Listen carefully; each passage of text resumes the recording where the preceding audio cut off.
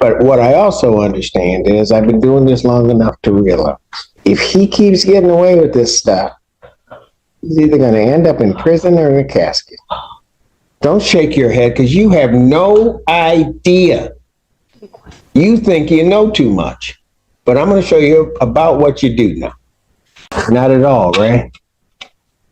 In fact, I'm just going to guess. I don't know your mom, but I'm just going to guess she's probably told you not to do it. Mm-hmm. Yeah. So you don't listen to her, and you're not listening to me or the court. You just want to play by your own rules, don't you? No, sir. No, I don't. Because otherwise you wouldn't have done it last night. And then, how old are you? 18 now. When was your birthday? December 21st, 2006. It's my birthday. So we turned 18 this, as I told the court, it was charged originally in a juvenile matter, and then it was dismissed and they recharged as adult.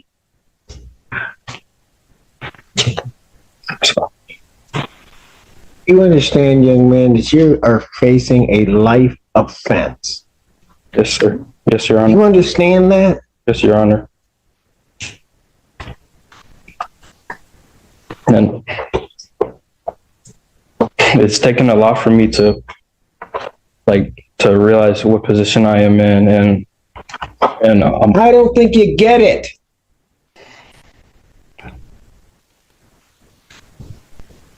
You found yourself in a position where maximum penalty is life or any term of years.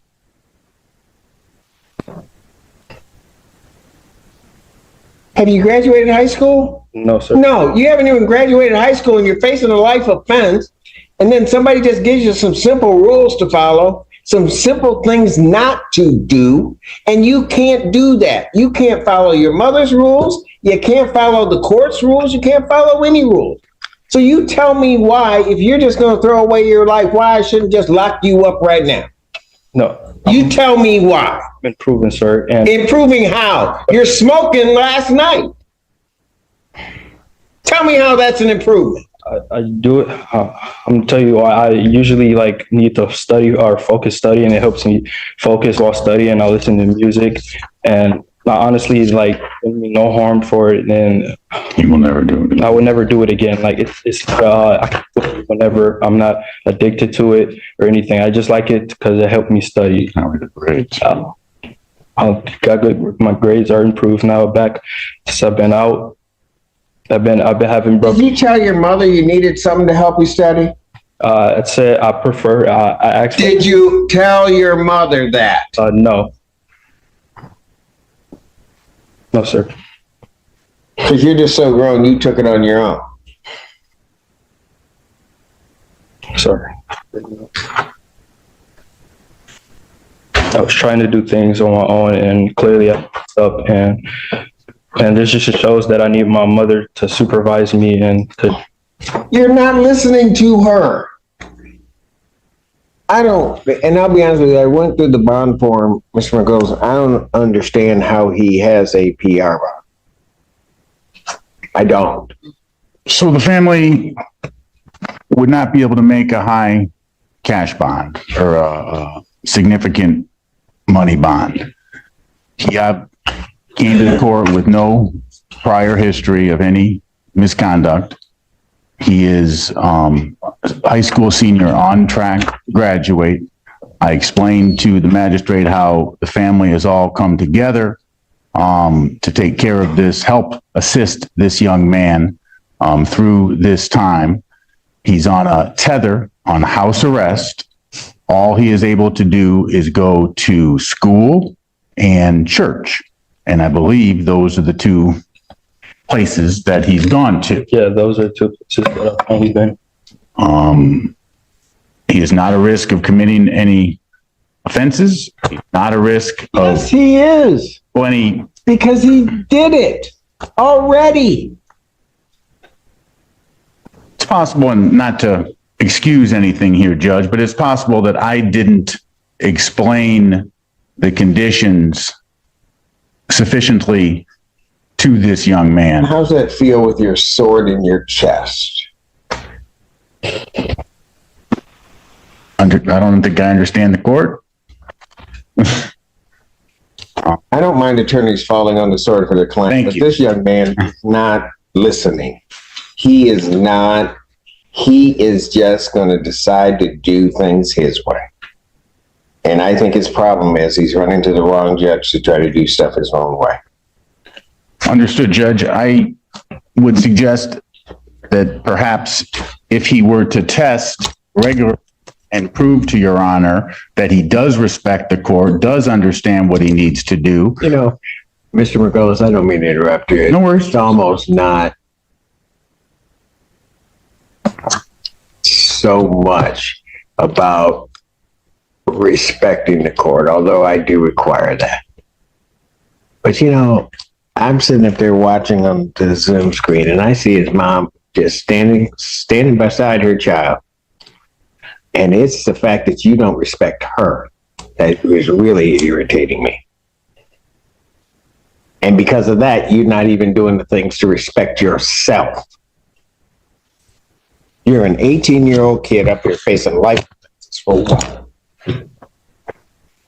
And again, I don't know your mom, but these charges come up, you got your mom scared to death. If Your Honor would like to speak with her, she'd be more than happy to talk to the court. Right?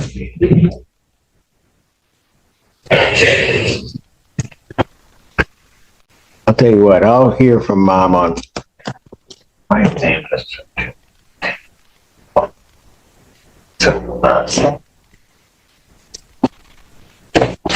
Your Honor, and I probably mentioned this already, but he's in his last semester. My concern is that if he's detained for long. Oh, I know. Yeah, I know Your Honor knows. I know. I just wanted to put that out there. And You know what? If I don't care about his education, about his life, if he doesn't care, why should I? I think he does care. I think he's just made some mistakes. And He's not listening. He's never talked to you before. Oh, I can tell. Meaning he's listening to you, Judge.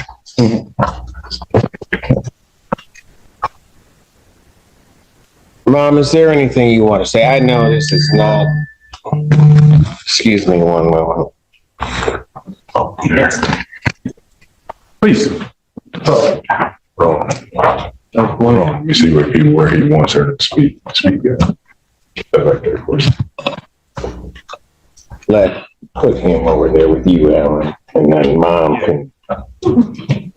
can come up so I can hear her. Right here, man.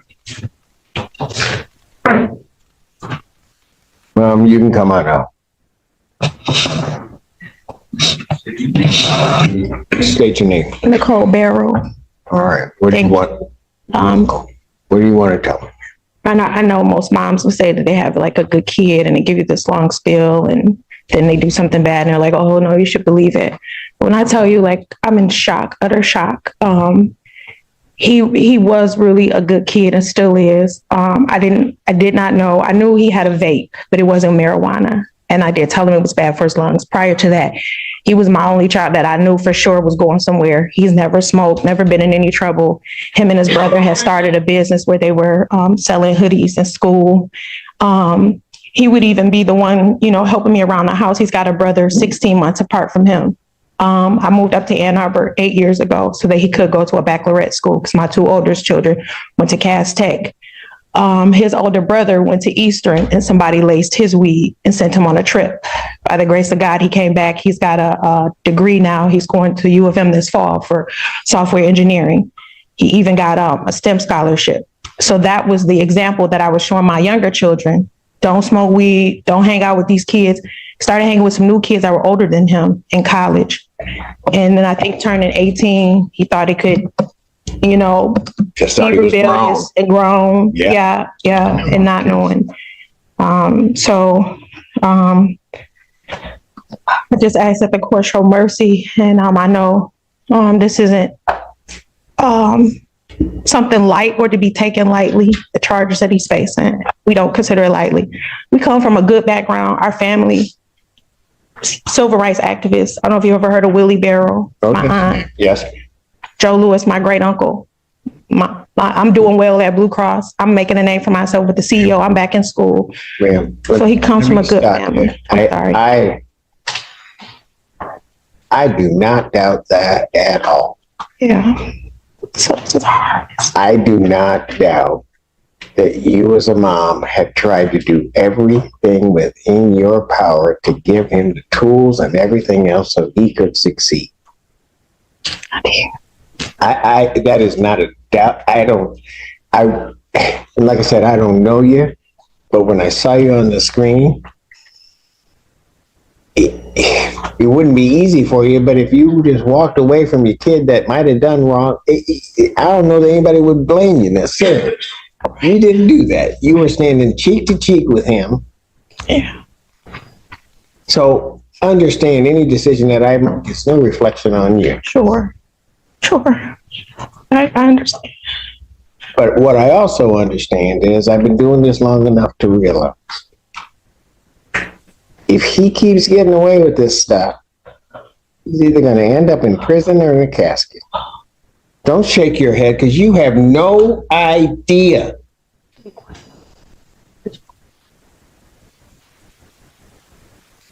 You think you know too much, but I'm going to show you about what you do know. Mom, is there anything else you want to tell me? He thought marijuana was legal and he could do that. And then they didn't tell us that the probation. I know it's wrong, but they didn't give us restrictions or say anything to him. And I think he didn't know it because that's what he said coming in. If that, I know it's not helpful. I got you. I thank you His for allowing his me. bond conditions are what his bond conditions are. I understand they may not have told him, but you told him. Yeah, I He did. knew. I did. And I just asked if you do make a bond, can you make it affordable for me? It's just me. And then I've been missing work already. I've missed almost a month. They're on me. I got to go meet with my HR on Monday about my job. This is so hard. And I told him I was only messing up at work because of this. I thought I could handle it. Okay. I'm sorry. No, do not apologize. I'm so sorry.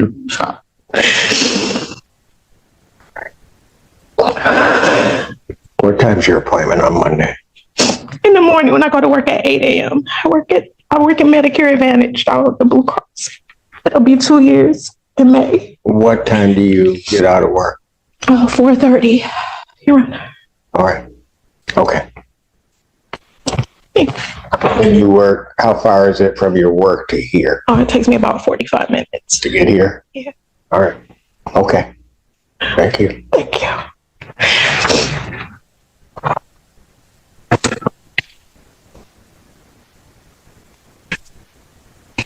Anything else from either side before I do what I'm going to do?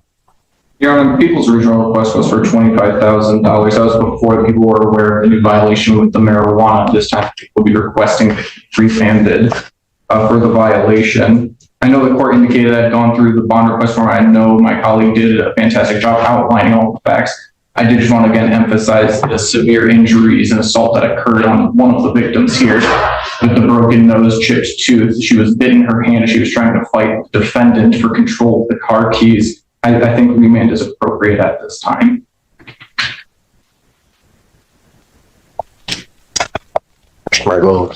I have nothing additional to add, Judge. This isn't the time to talk about the facts. We do have compelling defense to this case, but I'm not going to get into them now. This is a first offense, first charge of the lifetime for this young man.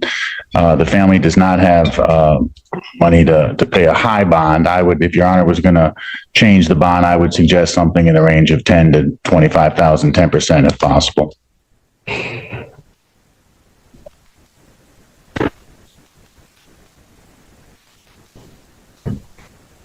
But if I make it higher than that, then family doesn't have it, and then he doesn't graduate. Correct. And everything's a mess. Correct. Hey,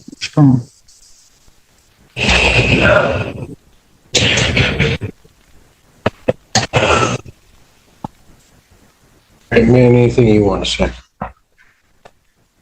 Hold on.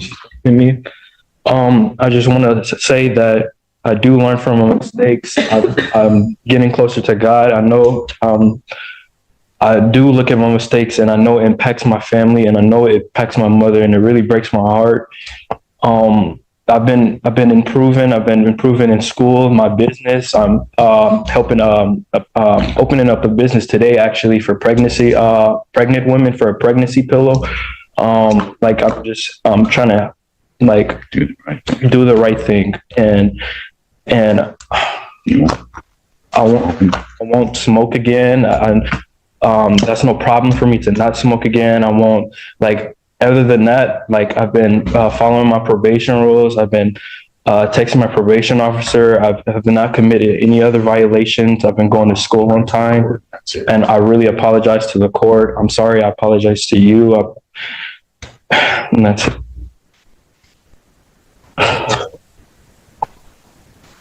Here's something. So I'm sitting there listening to your mother. And man, understand something. You will never, ever possess the right to break her heart. You just don't have that right.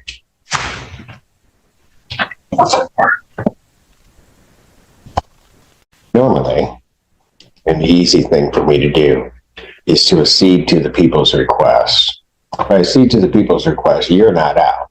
You don't graduate. Everything becomes a whole mess. But it also seems that if I let you out, you can't seem to follow the rules or do anything. So what I'm going to do is I'm going to think about it. And I'm going to decide what I want to do. But you're not leaving here today, Mr. Allen. What I'm going to do is I'm going to revoke your bond. You sit there and you think about it. I'm going to set a bond hearing 4:00 on Monday, 4 p.m. I'm setting 4 p.m. so you can get into the building. Ma'am, you get to work. You get here. We'll be here. We'll wait for you. Okay? We'll finally have somebody that's waiting on you as opposed to you waiting on everybody else and everything falling through. But what you're going to do, young man, since you can't seem to understand. And now the judge makes his position crystal clear. This isn't just about one failed drug test or one mistake. He's questioning whether this young man can be trusted to follow court-ordered rules with graduation. And his future hanging in the balance, do you think? Revoking his bond was too harsher, exactly the wake-up call he needed. And